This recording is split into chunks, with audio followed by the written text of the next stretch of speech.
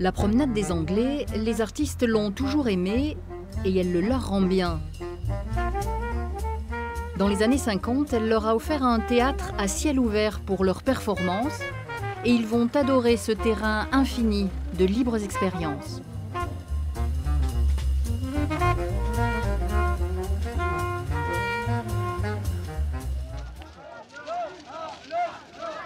En 1964, l'artiste Ben avance tout habillé et tout ficelé de coton dans l'eau de la baie des Anges.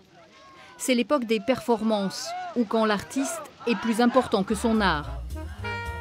Un an plus tôt, il dénonce l'égocentrisme en s'affichant au milieu du public.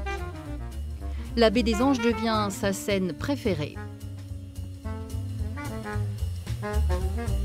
Je me rappelle, la promenade des Anglais était longue et il y avait des coins où on discutait politique. Et il y a des coins où on faisait les performances. Et on avait envie de se poser des questions. De se poser des questions sur l'art, sur l'humanité, sur tout. Et je crois que c'était un lieu de débat assez important, le promenade des Anglais.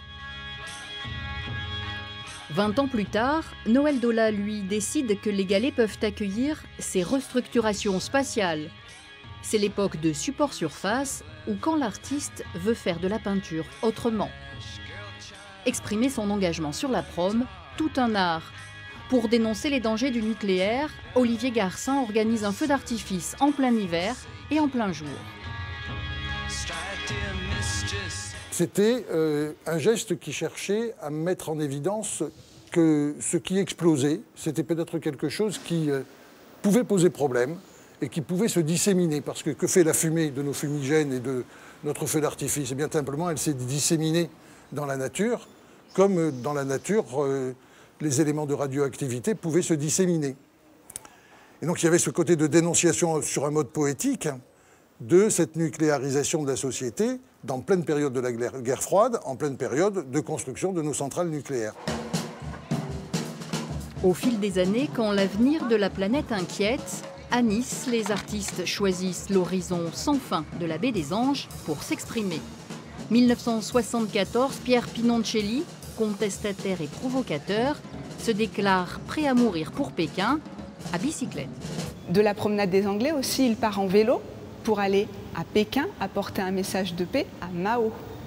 Et il le fait. Il est simplement bloqué à la frontière chinoise, parce qu'il n'a pas le visa qu'il faut. Du coup, il redécide d'aller devant l'ambassade de Chine à Paris et se marque le visage au fer rouge. Il brûle le message de Mao. Mais tout commence sur cette promenade des Anglais. La promenade des Anglais, c'est un territoire où on va tout simplement chercher de l'inspiration et de temps en temps, il vient une idée particulière qui va exister que parce que la promenade des Anglais existe. Si elle n'existait pas, cet événement-là n'aurait pas lieu.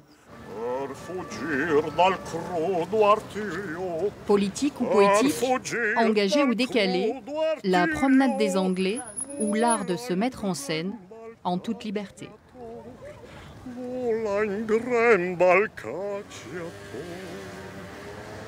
Bravo.